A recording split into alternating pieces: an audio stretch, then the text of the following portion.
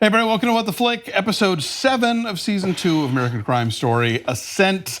Brett Ehrlich, Meredith Placco, Alonso Duralde. I've kind of had it with this show. Really? Yeah. With the thing we were talking about last week, where by going backwards, we get to see the stuff that was referred to earlier, and we don't learn anything new about the thing, seeing it in the present than we did hearing about it in the past. So like we've now had 2 separate references to the magical San Francisco weekend, and now we see it. We've heard about how he hooks up with Norman and decorates his house, and now we see it. And it's just sort of like, I don't care. No. I'm sorry, I don't care. I don't care about Andrew Cunanan. Yeah. I just have stopped caring about him. I think he is, Darren Criss, you're fantastic. I think I've seen the best of Darren Criss though. He's great. There's nothing redeemable about this character, not saying they're likable or enjoyable about Cunanan. He's just evil. All the Donatella stuff, however, was truly fantastic, and I love Penelope Cruz. And actually, can we just have the Donatella Versace show? That's actually all I want now.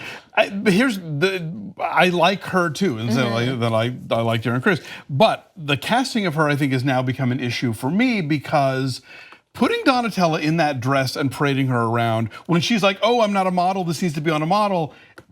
Penelope Cruz could pretty much be a model. Yeah. Donatella Versace is not a model. And so like her making that display was a big deal and was a hurdle for her to be like, yes, I can be this sort of international glamour figure. Right. It's a little harder to buy that from Penelope Cruz, who already is one. Yeah, it's far more reasonable and real and sad and devastating if you were to be able to look at the actual a photo of like someone who does feel uncomfortable in their own skin and doesn't and feels like they're like an imposter in that dress versus that. But and not that she's not acting it, but you look at her and you're like, well, no. Another thing that is, and she does act at the moment very well. It's just like when it doesn't compute that no one bought the dress at the end. You're just like, why not? She looks fantastic. What is becoming clearer for me, I hate when there's like this thing that jumps in that's completely into your mind, that's completely outside the story, which it becomes clearer and clearer to me that by casting, when they cast Penelope Cruz to do this kind of stuff, they were like, oh, but we can only get her for like 9 days. And then it's like, oh, this is what's gonna happen is we got you, it was very smart for us to tell the story this way, maybe not necessarily from the interest perspective. It seems like we're showing you things we already told you, versus, in this situation, you're just like, oh, they put the people that were the dynamite cast draw in the first episode and then the 7th, 8th, and 9th episodes. Yeah, I do really like, there's stuff I like. I feel like the weirdo. In the beginning I was saying that this was the dumbest show ever, but now I'm actually brought into it. Well, okay, well, why? What's the appeal? There's things that you do find out. You find out that the guy that he's designing the house for is not the first guy he ended up with. They do descent and ascent backwards in terms, they go backwards in time essentially.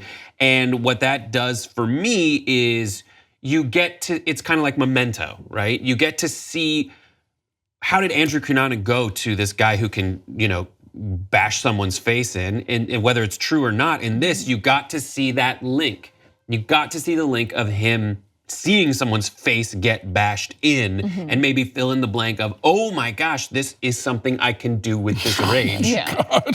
In a very strange way. And I get it. You either like or you don't like the weird scenes in the bathtub with the mom. It's like this weird, almost Norman Batesy thing. I have no clue what that is, but his mom is crazy. I do like that it fills in.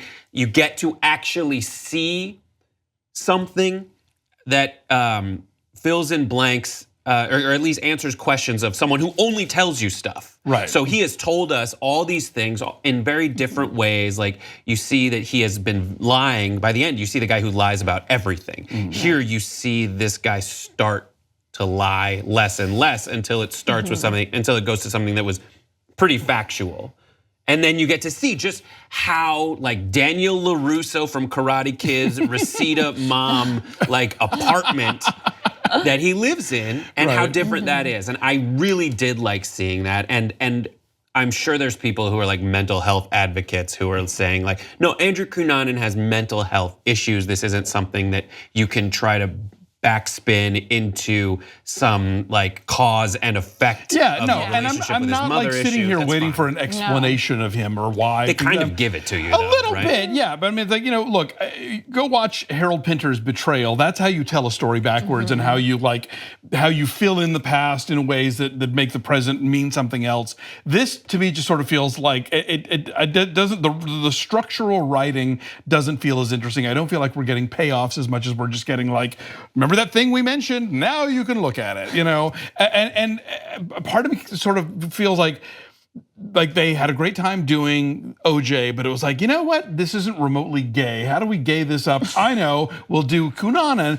And yeah, there has been this sort of undercurrent of like being gay in the 90s was still pretty shitty. And it's relatively recent history that people have already forgotten that we were still fighting for basic stuff. And that, I loved Michael Nuri's speech about the gay panic thing and how the cops just buy that as an excuse. And oh yeah, he tried to kiss me. Well, no wonder you had to bludgeon him to death, you know? And not why were you in this guy's condo? Yeah. Exactly. Yeah. So I mean, like, yes, I get that, and I'm glad that story's being told, but I wish it were being told in the service of an overall more interesting narrative. I mean, do American Crime Story Matthew Shepard if that's your goal here. Because I want to actually know your opinion on that, because again, being young enough and growing up in Miami in the 90s and being on the peripheral of the gay scene through family friends, I felt like, not saying that every story has to have a message, but I feel like they had a chance to portray something that had a lot more meaning in this episode and the show, and they're kind of like glossing it over. Like I like the one speech in the Opera House, that was fantastic, but like there's more that could be told and like more weight, more like I just kind of feel like you said, they kind of like, all right, we're gonna do this, and we're gonna like throw things at the wall. And up until this episode, I've honestly been loving this series. I've been enjoying it thoroughly. This was the first time that I was like, can we just get past the Cunanan stuff? Because I've lost any interest in him whatsoever, because there's what else they're gonna show me that's shocking and new? Yeah, I mean, episode 9 is gonna be like what, Jim Henson's Cunanan and Versace babies? Like they're gonna be 12? I don't know what's happening, but I mean, the thing is with the lying, I mean, like this is a guy who does it just all the time without even meaning to. Like he sees a cute guy at the drugstore and he has to say that he's getting his PhD. It's like there's nothing to gain here. You just can't stop yourself. Well, if they're gonna do that, talk about what pathological sociopath behavior is, because okay, my father was a pathological liar. I don't know what was ever true that ever came out of that man's mouth, and he is a was a sociopath. He's passed now. So growing up with that, I deeply understand what that's like. So give us that. Show us that this isn't just like a byproduct of his dad leaving and his mom being crazy. Give us that extra push that there is something more. I will say I did like the scene where they're in the restaurant and he's like, what do these people think of us? Yeah. Because that's his mind all the time. Yeah. It's like, what impression am I making on the people around? And then at the end on the terrace, if only they could see me now. Right. Who? Everyone. Yeah, I get it. I do feel like there are too many episodes in this series. It's weird. I thought that this was going to be, they were taking a week off and then we were going to get the finale. No. I feel like a mini-year series would have been better. More mini, less would have been able to accomplish all the things you set out to accomplish. I think in previous episodes we did get more like narrative driven explorations of certain people's experience with homosexuality and the dynamic of the 90s. And in this, it was far more dialogue driven. It was just, here is what it is to be me now.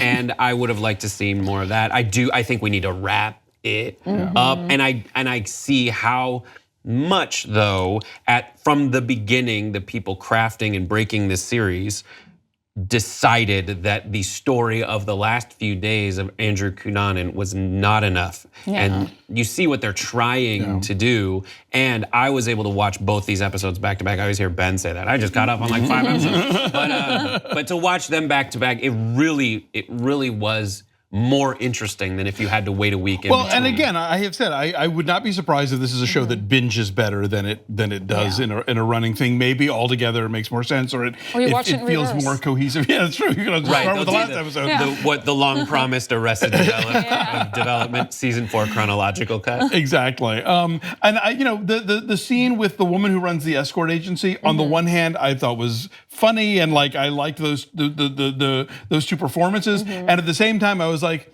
I bet this never happened. It probably never This happened. seems so much like the screenwriters having this thing they need to get forward and a place they have to put him, and so it felt so creative. So in to case me. you're curious, yes, Andrew Cunanan actually did work for an escort agency. That He wa- got accepted. So. Oh, that's right. Yeah, Yeah. I thought that was part of the legend of Andrew, that he did actually work Yeah. as an escort. So And if the show's done nothing else, it's made me read up on all the facts about the whole case and Andrew Cunanan's yeah, history. when this is over, I want to hear a full as somebody who's Yeah. read the FBI report. I want to hear all the things. All right, so there's 2 more to go. Woo! I don't know what we've got to say for 2 more episodes, Babies. but they'll tell us, I suppose. I think we're gonna get into a shootout.